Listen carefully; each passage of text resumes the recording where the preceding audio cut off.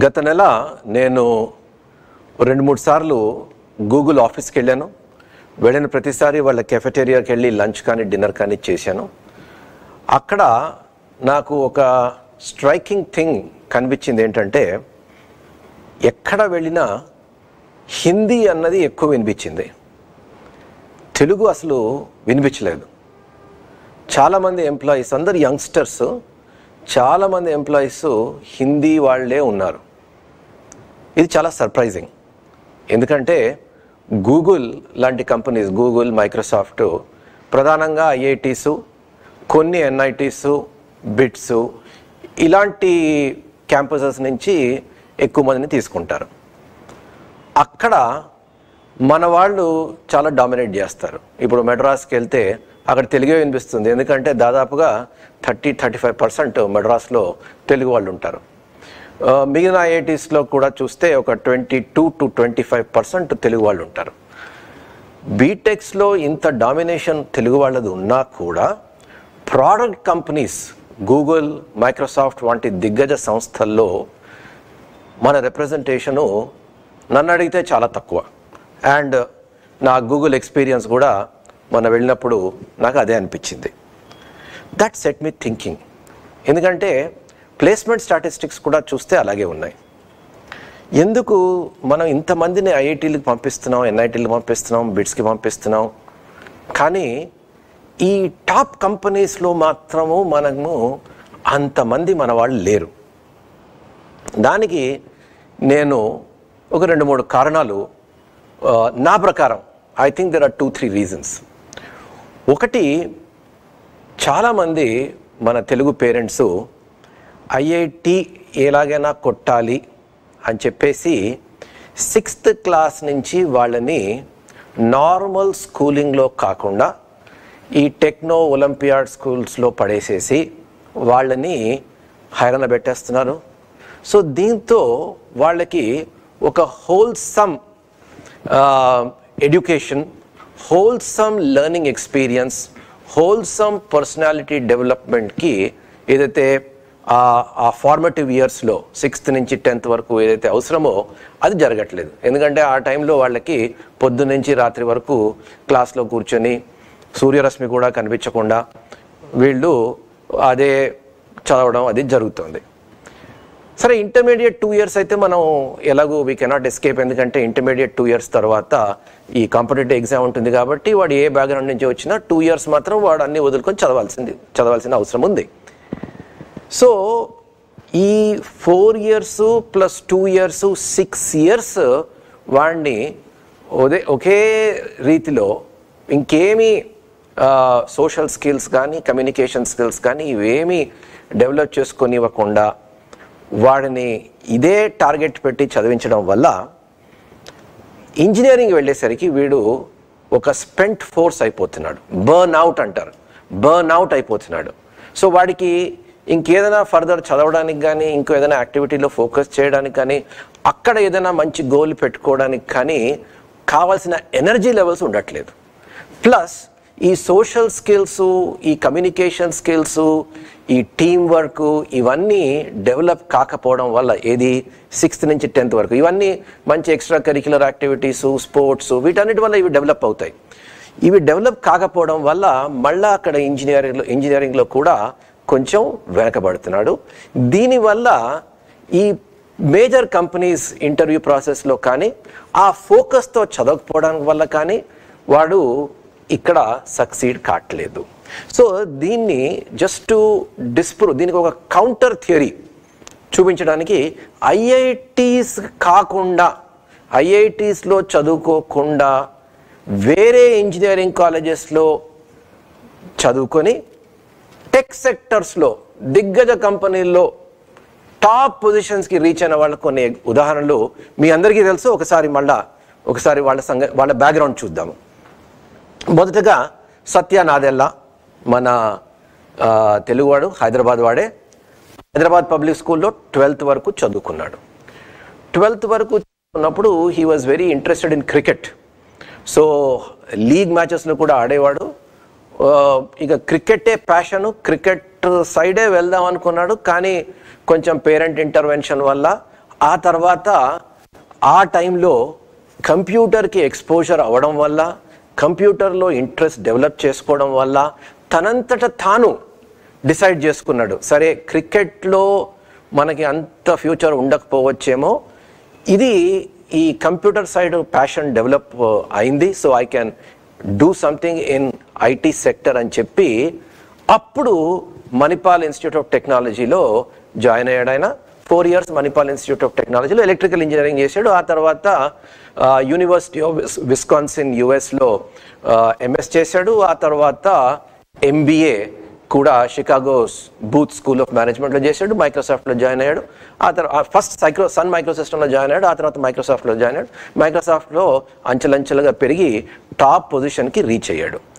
So ఆయన చాలాసార్లు చెప్పాడు that one of the reasons for that leadership qualities is the exposure that he had at the school level, specifically cricket వల్ల చాలా నేర్చుకున్నానని చాలా చెప్పాడు.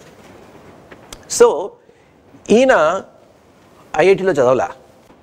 In fact ఇప్పుడు యాజ్ సిఇఓ ఆఫ్ మైక్రోసాఫ్ట్ ఈయన కిందన కొంత 100 మంది ఐఐటియన్స్ పనిచేస్తూ ఉండొచ్చు. కానీ what is striking about him is ఆయనకి ఆయన ఒక గోల్ పెట్టుకున్నాడు. పేరెంట్ ఇంటర్వెన్షన్ వల్ల కానీ, పేరెంట్ ఫోర్స్ వల్ల కానీ, సొసైటీ ఇన్ఫ్లుయెన్స్ వల్ల కానీ, ఫ్యామిలీ ఫోర్స్ వల్ల కానీ ఆయన బీటెక్ చేయడం కానీ, ఆ తర్వాత యుఎస్ వెళ్ళడం కానీ ఇవన్నీ దీనివల్ల చేయలేదు. Out of his own passion చేశాడు. ఆ తర్వాత స్కూల్ వరకు కావాల్సిన లీడర్షిప్ క్వాలిటీసు, ఆ తర్వాత ఒక హోల్సమ్ పర్సనాలిటీ అన్నది డెవలప్ అయింది. ఇవన్నీ ఆయనకి పనికొచ్చి ఇప్పుడు as CEO of Microsoft he is setting new records and మైక్రోసాఫ్ట్ని ఒక అత్యున్నతమైన పొజిషన్లో తీసుకొచ్చాడు. And everybody is happy. So అది Satya Nadella. Next let us look at Shantanu Narayen. Shantanu Narayen కూడా మన హైదరాబాద్ వాడే. తను కూడా హైదరాబాద్ పబ్లిక్ స్కూల్ బేగంపేటలో 12th క్లాస్ వరకు చదివాడు. ఆ తర్వాత ఉస్మానియా ఇంజనీరింగ్ కాలేజ్లో ఎలక్ట్రానిక్స్ చేశాడు. సో స్కూల్ వరకు తను he was a good public speaker, మంచి డిబేట్స్లో చాలా చక్కగా మాట్లాడేవాడు, మంచి కాంపిటీషన్స్లో పార్టిసిపేట్ చేసేవాడు, చాలా ప్రైజులు గెలుచుకున్నాడు. At the same time cricket, tennis చాలా ఆడేవాడు. ఆ తర్వాత బీటెక్లో he also got interested in yachting and నేషనల్స్కి వెళ్ళాడు. తర్వాత ఏషియన్ ఛాంపియన్షిప్కి వెళ్ళాడు, కంట్రీని రిప్రజెంట్ చేశాడు. ఇవన్నీ ఒక బ్యాలెన్స్డ్ పర్సనాలిటీ అయితే డెవలప్ చేసుకున్నాడు. ఆ తర్వాత యుఎస్కి వెళ్ళి ఎంఎస్ చేసి, ఆ తర్వాత తను కూడా యూనివర్సిటీ ఆఫ్ కాలిఫోర్నియా బర్క్లీలో ఎంబీఏ చేసి చాలా కంపెనీస్లో పనిచేసి ఫైనలీ అడోబీలో ఒక లీడర్షిప్ పొజిషన్లో వెళ్ళి ఇప్పుడు చైర్మన్ ఆఫ్ అడోబీ కార్పొరేషన్ వెళ్ళాడు. తను కూడా ఇవన్నీ బయట వాళ్ళ ఫోర్స్ వల్ల కాకుండా, ఫ్యామిలీ ఇన్ఫ్లుయెన్స్ వల్ల కాకుండా, పేరెంటల్ ఫోర్స్ వల్ల కాకుండా తనంతట తాను తన గోల్స్ పెట్టుకొని ముందుకెళ్ళాడు, విజయం సాధించాడు. లేటెస్ట్గా ఇప్పుడు మనం శ్రీరామ్ కృష్ణన్ పేరు వింటున్నాం, మీరు కూడా వినుంటారు. లాస్ట్ 2 weeksలో ఈ న్యూస్ వచ్చింది. ట్రంప్ యుఎస్ ప్రెసిడెంట్, అంటే యుఎస్ ప్రెసిడెంట్ ఎలెక్ట్ అంటారు, 20th ఈ నెల 20th he's going to be the president. ఆయన White House policy adviser on artificial ఇంటెలిజెన్స్గా శ్రీరామ్ కృష్ణన్ని సెలెక్ట్ చేశారు. ఈయన బ్యాక్గ్రౌండ్ రియలీ వెరీ ఇంట్రెస్టింగ్. ఈయన ఎస్ఆర్ఎం కాలేజ్ చెన్నై నుంచి బీటెక్ చేశాడు. ఇతనేమి ఎంఎస్ చేయలేదు, మిగిలిన వాళ్ళలాగా ఎంబీఏ అంతకన్నా చేయలేదు. కాకపోతే ప్యాషన్తో, కేవలం ప్యాషన్తో ఏం చేశాడంటే, ఇంజనీరింగ్ చదువుతున్నప్పుడు వాళ్ళ ఫాదర్ని ఒక కంప్యూటర్ ఏమీ అడగలేదు, కంప్యూటర్ కొనేవాడిని నాన్న అన్నాడు. కంప్యూటర్ పాపం ఆయన వీళ్ళు just middle class family, computer కొనిచ్చాడు ఆయన యాజ్ అన్ ఇన్వెస్ట్మెంట్. ఈ కంప్యూటర్లో బుక్స్ కొనుక్కొని, ప్రోగ్రామింగ్ బుక్స్ కొనుక్కొని తనంతట తనే నేర్చుకొని, ఆ రోజుల్లో నెట్ పెట్టించుకోవాలన్నా కూడా కొంచెం ఎక్స్పెన్సివ్గా ఉండేది, అంత ఈజీగా దొరికేది కాదు. తనంతట తను నేర్చుకొని ప్రోగ్రామ్స్ రాసి బ్లాగ్స్ రాసేవాడు. ఈ శ్రీరామ్ కృష్ణన్ బ్లాగ్స్ రాసేవాడు. ఈ బ్లాగ్స్ మైక్రోసాఫ్ట్లో ఒక ఎగ్జిక్యూటివ్ చూసి వాళ్ళకి ఏదో ఎడ్యుకేషన్ మీద కాన్ఫరెన్స్కి అవసరం వచ్చి, ఒక స్టూడెంట్ వాళ్ళకి అవసరం వచ్చి శ్రీరామ్ కృష్ణన్ని చెన్నై నుంచి బెంగళూరు ప్రిపేర్ చేయించి ఆ కాన్ఫరెన్స్లో పార్టిసిపేట్ చేయించి ఈయనకి మంచి క్వాలిటీస్ ఉన్నాయి, మంచి పొటెన్షియల్ ఉందని చెప్పి రిక్రూట్ చేసుకొని స్పెషల్గా ఇక్కడ మైక్రోసాఫ్ట్ ఆఫీస్లో రిక్రూట్ చేసి ఇక్కడి నుంచి L1 వీసా, H1 కాదు L1 వీసా మీద యుఎస్కి ట్రాన్స్ఫర్ చేయించి అక్కడ మైక్రోసాఫ్ట్లో తన కెరియర్ స్టార్ట్ అయింది. He and his wife Aarti అని వీళ్ళు కెరియర్ స్టార్ట్ చేసుకొని ఆ తర్వాత మైక్రోసాఫ్ట్ కాకుండా చాలా companies, top companies like Facebook, like Yahoo, తర్వాత ట్విట్టర్లో కూడా మొన్న ఈలాన్ మస్క్ ట్విట్టర్ కొన్న తర్వాత శ్రీరామ్ కృష్ణన్కి చాలా పెద్ద పాత్ర ఉండేది in terms of reorganising entire Twitter. ఎందుకంటే ఈలాన్ మస్క్ ఒక కాంట్రవర్షియల్ డెసిషన్ తీసుకున్నాడు. దాదాపుగా 80% స్టాఫ్ని ఫైర్ చేసేసి జస్ట్ 20%, కేవలం 20%తోనే నడిపించాడు. శ్రీరామ్ కృష్ణన్ తనకి అడ్వైజర్గా ఉండేవాడు. ఆ టైంలో ట్విట్టర్లో కూడా పనిచేశాడు. ఇప్పుడు ఒక ప్రామినెంట్ వెంచర్ క్యాపిటలిస్టు. ఆ తర్వాత ఇప్పుడు కొత్త role Trump adviser to United States. అంటే జస్ట్ ఇమాజిన్ హిస్ పొజిషన్. ఈయన ప్రస్థానం ఎక్కడ మొదలైందంటే SRM చెన్నై, అండ్ ఈయనేమి IITలో చదవలేదు. బట్ ఎలా ఇంత పైకి వచ్చారంటే షియర్ ప్యాషన్. కంప్యూటర్స్ అంటే ఆ ప్యాషన్ ఇంటి దగ్గర నేర్చుకొని, ఆ ప్యాషన్ ఉంటే ఎక్కడో చోట మనం సక్సీడ్ అవుతాం. సో ఇవన్నీ ఈ లైఫ్ హిస్టరీస్, ఈ ముగ్గురు లైఫ్ హిస్టరీస్ చూస్తే మనకి ప్రధానంగా మనకు తెలిసేది ఏంటంటే సక్సెస్ దిశగా వెళ్ళాలి అంటే ఒకటి పేరెంట్కి ఉన్నతమైన ఆశయాలు ఉంటే సరిపోదు, అది స్టూడెంట్ అంటే వాళ్ళ పిల్లలకి కూడా ఆ ఫీలింగ్ రావాలి, ఆ ఓనర్షిప్ రావాలి. వాళ్ళకి వాళ్ళు they are going to work for themselves. అందుకోసమే నా స్టూడెంట్స్కి ఎప్పుడూ చెప్తుంటాను, నువ్వు నా కోసం మార్క్స్ తెచ్చుకోక్కర్లేదు, మీ పేరెంట్స్ కోసం మార్క్స్ తెచ్చుకోక్కర్లేదు, నీ కోసం నువ్వు మార్క్స్ తెచ్చుకోవాలి. Don't work for me, don't work for your parents, work for yourself. ఎందుకంటే when you have that feeling of ownership నువ్వు ఏదైనా చేయగలవు. ఇప్పుడే కాదు, later on in life also. నేను పేరెంట్స్ కూడా ఎప్పుడు చెప్తూ ఉంటాను, ఇంజనీరింగ్లో మనం IITలో పెట్టేస్తే సరిపోదు, they have to be successful in life. So మనం ఏదో ఫోర్స్ చేసి వాడికి 6th క్లాస్ నుంచి ఇంటర్ వరకు వాడిని రుద్ది IITs పంపించి వాడికి ఇంట్రెస్ట్ అంత లేకుండా వాడు IITsలో రిలాక్స్ అయ్యి ఒక యావరేజ్ కెరియర్లో వాడు వెళ్ళకుండా వాడంతట వాడిని ఎడ్యుకేట్ చేసి వాడంతట వాడు ఈ ఒక ఆశయాలు, ఒక గోల్, ఒక అంబిషన్ వాడు పెట్టుకొని వాడు వర్క్ చేస్తే definitely he will be successful. ఎందుకంటే ఆ ప్యాషన్ ఉంటే ఫోకస్ వస్తుంది, ఫోకస్ వస్తే ఇక మిగిలిన ఏమైనా ఛాలెంజెస్ ఉంటే వాడు ఫేస్ చేయగలుగుతాడు. సో అయితే ప్రశ్న అడగచ్చు, సో అయితే IITs ఇంపార్టెంట్ కావా అని మీరు ఎవరైనా immediately you will ask. No, that's not the point. IITs will provide a platform very early in life. IITs ఉండే అడ్వాంటేజ్ ఏంటంటే they provide a platform for success. వీళ్ళు IITs నుంచి రాలేదు కాబట్టి మిగిలిన చోట they had to work extra hard. వాళ్ళ passion ఇంకా ఎక్కువ ఉండడం వల్ల వాళ్ళు సక్సీడ్ అయ్యారు. కానీ IITsకి వెళ్ళిన తర్వాత ఏమవుతుంది, IITs, NITs, BITS ఇవన్నీ ఒక ప్లాట్ఫామ్ ప్రొవైడ్ చేస్తాయి. అయితే పాయింట్ ఏంటంటే ఆ ప్లాట్ఫామ్ ఉంది కదా అని your career trajectory will not get into a different orbit. ఆ career trajectory బాగా ఉండాలి అంటే వీటితో పాటు అంటే get into IIT, get into NIT, get into BITS, get into top engineering institutions.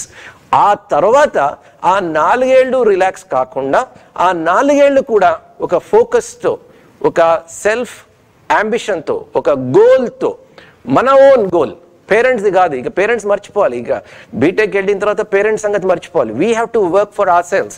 In fact అది ఇంటర్మీడియట్లోనే అలవాటు చేసుకోవాలి. సో ఇంటర్మీడియట్లోనే పేరెంట్స్ కోసం చదవద్దు, పేరెంట్స్ ఫోర్స్ చేస్తున్నారని చదవద్దు, మీ కోసం చదవాలి, మీ కెరియర్ కోసం చదవాలి, మీ లైఫ్ అంబిషన్ కోసం చదవాలి, మీ క్వాలిటీ ఆఫ్ లైఫ్ ఇంప్రూవ్ అవుతుందని చదవాలి.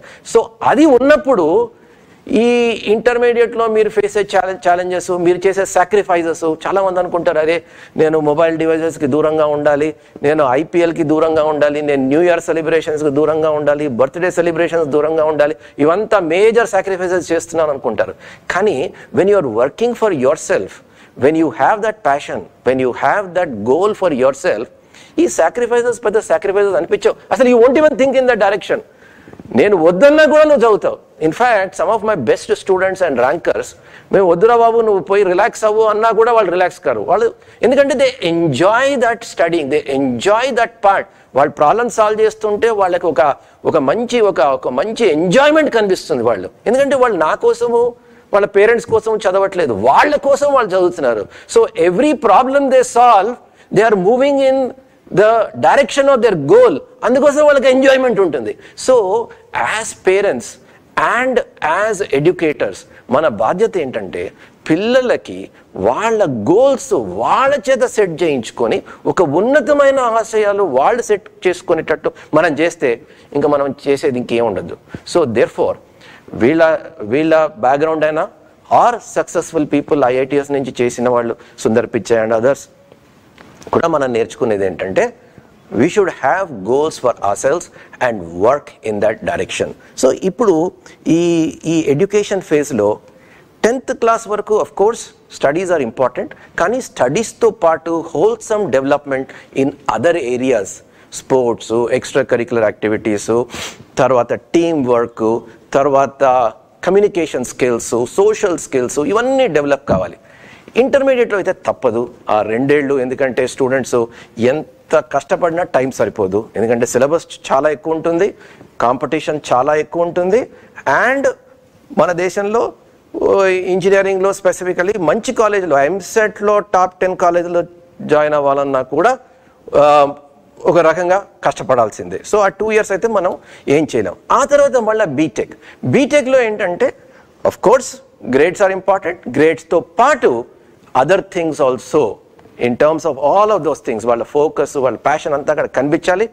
తర్వాత అక్కడ కూడా ఒక హోల్సమ్ పర్సనాలిటీ డెవలప్ చేసుకొని ఇంటర్వ్యూస్కి ప్రిపేర్ అయ్యి మంచి కెరియర్కి ప్రిపేర్ అవుతే definitely people will be successful in life. All the best and happy new year.